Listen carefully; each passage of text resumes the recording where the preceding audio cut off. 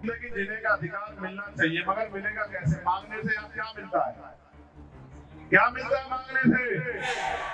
मांगने से मिलती है भीख, और भीख मांगने वाले क्या कहते हैं?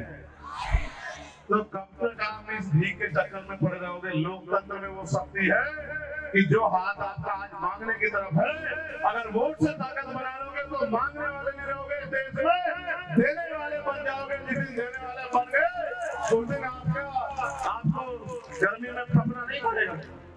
बताओ, नौकरी देने की शक्ति किसके पास है? मेरे पास है या सरकार के पास है? बताओ बताओ, रोजगार देने की शक्ति किसके पास है? मेरे पास है, सरकार के पास है? बताओ बताओ, अच्छे हॉस्पिटल बनाने की शक्ति किसके पास है? मेरे पास है, सरकार के पास है? बताओ बताओ, लोग धंधे लगाने की शक्ति किसके पास है? मेरे पास है, सरकार के पास है? बताओ बताओ, अच्छे स्कूल खुलवाने की जिम्मेदारी किसके पास है? ताकत किसके पास है? मेरे पास है, सरकार के पास है? बताओ। सब कुछ तो सरकार के पास है। और आप अगर नमस्कार, मैं हुमायूं सिंह और आप देख रहे हैं नेक्स्ट नाइन न्यूज। बीते लोकसभा चुनाव में जिस तरीके से नगीना सीट पर चंद्रशेखर आजाद ने जीत दर्ज की, अब लगातार वो चुनाव के लिए भी मेहनत करते हुए नजर आ रहे हैं। जी आपको बता दें, मिल्कीपुर में चंद्रशेखर आजाद जाते हैं और वहां पर अपनी ताल ठोकते हुए नजर आते हैं। जनता से बोलते हैं कि आप भीख मत मांगिए, सरकार का दायित्व है कि आपकी सारी जिम्मेदारियों को पूरा किया जाए। ऐसे में आपको बता दें, योगी आदित्यनाथ जिस तरीके से इस बार के उपचुनाव को साधने का प्रयास कर रहे हैं, वहीं अखिलेश यादव भी चाहते हैं ज्यादा से ज्यादा सीटें निकालना। लेकिन मोइन खान का जिस तरीके से मुद्दा निकल कर आ रहा है, अखिलेश यादव फंसते हुए नजर आ रहे हैं। अब अखिलेश यादव के जिस तरीके से उन्होंने स्टेटमेंट दिए डीएनए टेस्ट को लेकर, ये कहा जा रहा है कि अखिलेश यादव खुलकर नहीं बोल रहे हैं। वहीं योगी आदित्यनाथ भी तमाम तरीके के हमला करते हैं अखिलेश यादव पर, और चंद्रशेखर आजाद भी खुलकर मोइन खान पर बात करते हुए नजर आते हैं और लताड़ भी लगाते हैं और सरकार पर भी उंगली उठाते हैं। पहले आप उनकी ये वीडियो देखिएगा जरा, क्या कुछ कहते हुए नजर आते हैं चंद्रशेखर आजाद। राम, आप अपना उम्मीदवार उतारने जा रहे हैं, कौन उतार रहे हैं, कब तक उतारेंगे, कौन होगा उम्मीदवार? आप लेंगे, पार्टी लेगी, कौन होगा और कब तक उतारेंगे, पार्टी का फैसला है भाई। पार्टी जब चाहे ले लेगी। नहीं, चुनाव लड़ने की तैयारी में है, उपचुनाव ना। सांसद जी, आप अयोध्या आए हैं, यहाँ आज पिछड़े वर्ग की एक आज पिछड़े वर्ग की बालिका के साथ रेप हुआ है, गैंग रेप, तो क्या आप उससे से बात की थी? हमारी टीम भी जाके उनसे मिली थी। कार्रवाई हो रही है और मैं चाहता हूँ कि कठोर कार्रवाई हो, कोई निर्दोष उसमें उसका उत्पीड़न न करे, कोई दोषी बचे ना। सुन लो पहले, नहीं, बुलडोजरी कार्रवाई से मैं सहमत नहीं हूँ। बुलडोजरी कार्रवाई इसलिए सहमत नहीं हूँ, अपराध एक करे, आदमी करे और उसके पूरे परिवार को सजा मिले, ये नहीं होना चाहिए। न्यायपालिका पे हमें भरोसा रखना चाहिए। हमारे पीड़ित परिवार से वार्ता हुई है। मेरा ये मत है कि ऐसा ना हो राजनीतिक कारणों से निर्दोष लोगों की कार्रवाई हो। मैं चाहता हूँ कोई भी दोषी, एक भी दोषी बचे ना, लेकिन निर्दोष उसको राजनीतिक कारणों से उसको सताया ना जाए, ये भी मैं चाहता हूँ। सांसद जी, आप नेता है, सांसद जी किसी पार्टी का नेता हो, चाहे भाजपा का हो, किसी पार्टी का। सांसद, क्या आप पीड़िता से मिलने जाएंगे? मैं आपसे क्या कह रहा हूँ, हमारी टीम मिलके आई है और लगातार हम लोग उनके संपर्क में हैं। और मैं फिर आपसे कह रहा हूँ, आप ये समझो, मुझे कल इस बात का दुख हुआ कि हमारे साथी निषाद जी कल रो पड़े। मुझे बहुत तकलीफ हुई, मगर मैं समझता हूँ कि अगर कैबिनेट मिनिस्टर बन के भी आपको रोना पड़ रहा है और न्याय में देरी हो रही है, तो फिर ये आप काहे कैबिनेट मिनिस्टर हैं? तो मैं आपको स्पष्ट रूप से कहा, मैं उनकी जगह होता तो ऐसे आरोप ऐसा अपराध करने वालों की जो है ऐसा सख्त सजा मिलती, और जो पुलिस के लोग, जिन लोगों ने लापरवाही की, उस पर भी कार्रवाई होती। तो ये सब क्या होता है, तो समझना पड़ेगा। और जिम्मेदारी ये है कि कानून व्यवस्था उत्तर प्रदेश में किस हाल की, इस बात को भी समझना पड़ेगा। कोई अधिकारी अच्छा काम करता है तो नेता उसको जो है जीने नहीं देते, और कोई उनके हिसाब से काम करता है तो फिर ये सब होता है। इसलिए मैं आपसे कह रहा हूँ, किसी भी बहन बेटी का अपमान नहीं होना चाहिए। इसलिए कठोर से कठोर कार्रवाई हो और इसकी कठोर जांच हो, क्योंकि जांच होने से ऐसा ना हो तो कोई और आदमी जो है जो लिप्त बच जाए, लेकिन कोई निर्दोष भी उस पर कार्रवाई ना, उसका भी ध्यान रखना पड़ेगा। सांसद जी, आप अपने नाम के सामने चंद्रशेखर रावण लिखते थे, आज हमने बोल के आपने देखा कि चंद्रशेखर आजाद लिखा।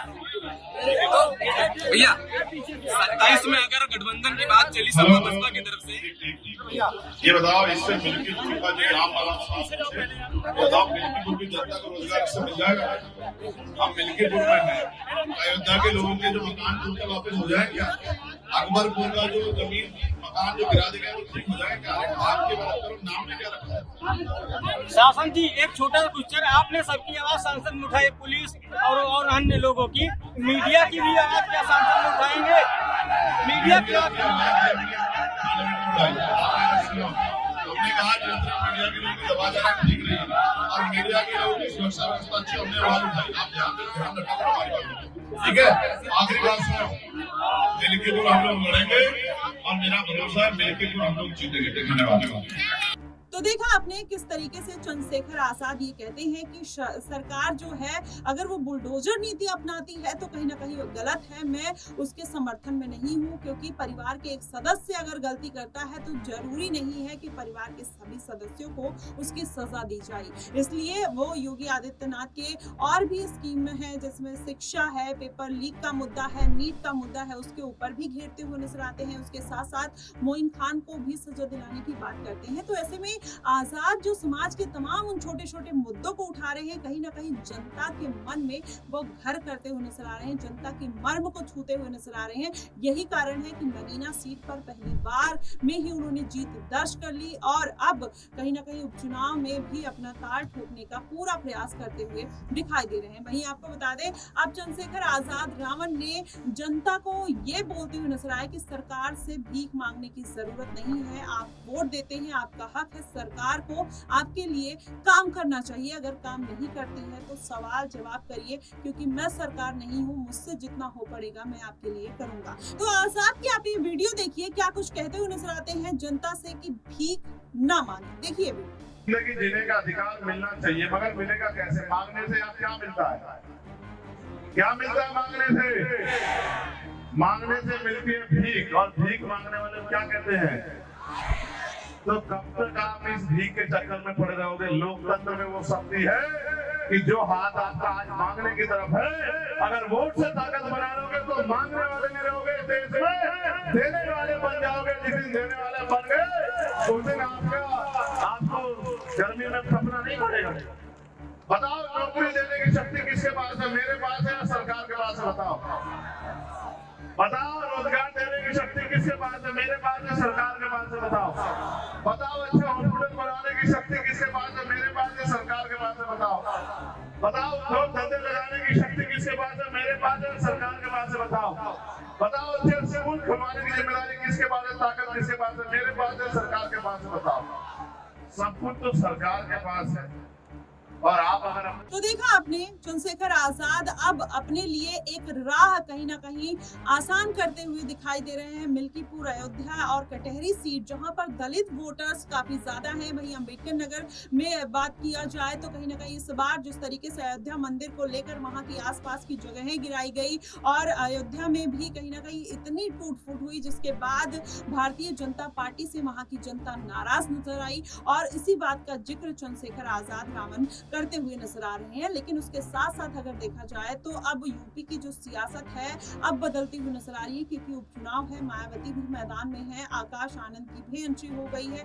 ऐसे में दलित वोटर्स को साधना और मुस्लिम वोटर्स को साधना कहीं ना कहीं बेहद मुश्किल नजर आ रहा है। ऐसे में मायावती ने आकाश आनंद को जिस तरीके से कमान दी है, वो भी शिक्षा, महंगाई, बेरोजगारी और पेपर लीक के मुद्दे को उठाते हुए नजर आए। आजाद भी वही मुद्दा उठा रहे हैं। अब देखना ये होगा कि आखिरकार दलितों का असली नेता कौन है। अगर इस बार के उपचुनाव में मायावती 1-2 सीटें निकाल ले जाती हैं तो जाहिर तौर पर मायावती का वो खोया हुआ जनाधार फिर से वापस आ सकता है। नहीं तो चंद्रशेखर आजाद जिस तेजी के साथ आगे बढ़ रहे हैं, राजनीति में अपने पांव पसारते हुए नजर आ रहे हैं, ऐसे में आजाद कहीं ना कहीं दलितों के एक बड़े नेता के तौर पर भी सामने आ सकते हैं। और वहीं देखा जाए तो आजाद ने ये भी आरोप मायावती के ऊपर लगाया है कि मायावती काशीराम जी के जितने भी सिद्धांत है, विरासत है, उनको भूलती हुई नजर आ रही है। अब वो काम नहीं करती हैं। और वहीं अखिलेश यादव पर भी पीडीए का आरोप लगाते हैं कि पीडीए का नारा बोल देने से कोई पीडीए उनका नहीं हो जाता है। ये जो वर्ग है, ये जो जनता है, वो सबकी है।